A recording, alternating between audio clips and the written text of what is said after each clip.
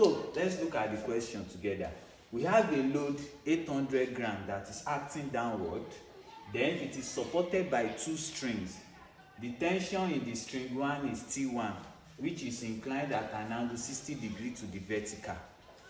Then the tension in the string 2, that's T2, used in supporting the load 800 grams that is acting downward. Now, what we are going to work on here is their line of action, of the forces to each other. But before that, the 800 grams, we are going to convert it to Newton. And if you want to convert it to Newton, you first convert 800 grams to kilogram first. If you want to convert gram to kilogram, that will give you gram to kilogram is divided by 1000. So 800 divided by 1000, we have 0.8 kg.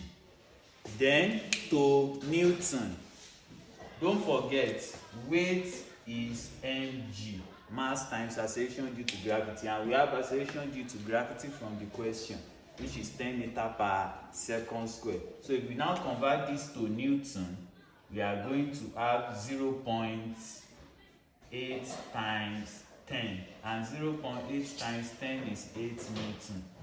So that means this 800 grams to Newton is 8 Newton.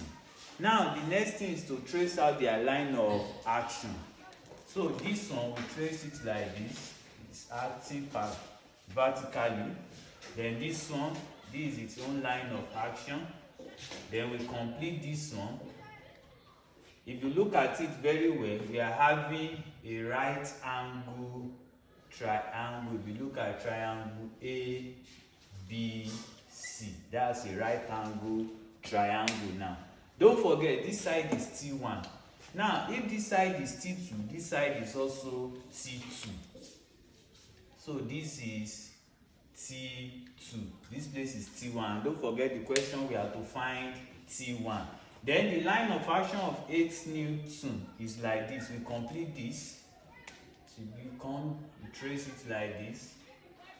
And if this side is 8 Newton, this side is also 8 Newton. Now, don't forget, facing side are equal. This is a rectangle, but ABC is a right angle triangle.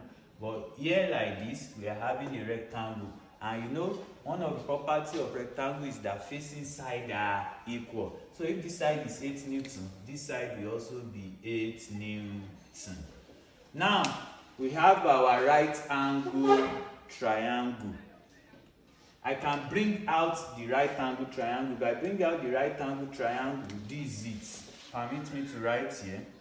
You have the right angle triangle A, B, C, like this. This place is 60 degrees. This is our T1. This is our T2. And this is our 8 Newton.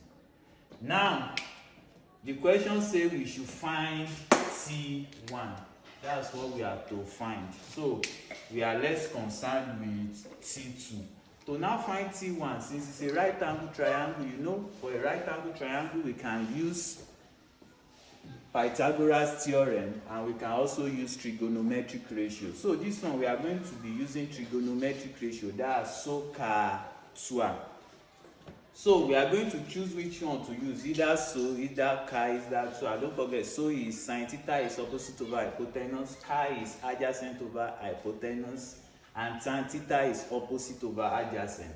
Now, if you look at this question, to get T1 now, relating this, and this, the best one that suits it is cos theta.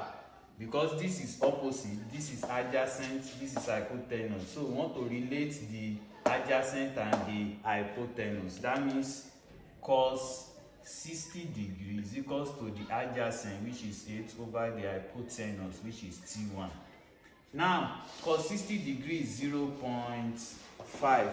You're supposed to know all those common angles often. For those that are preparing for JAMB, you have to know the cos, the sine, and the tan of the common angles. That's talking about 0, 30, 45, 60, 90 degree of arc.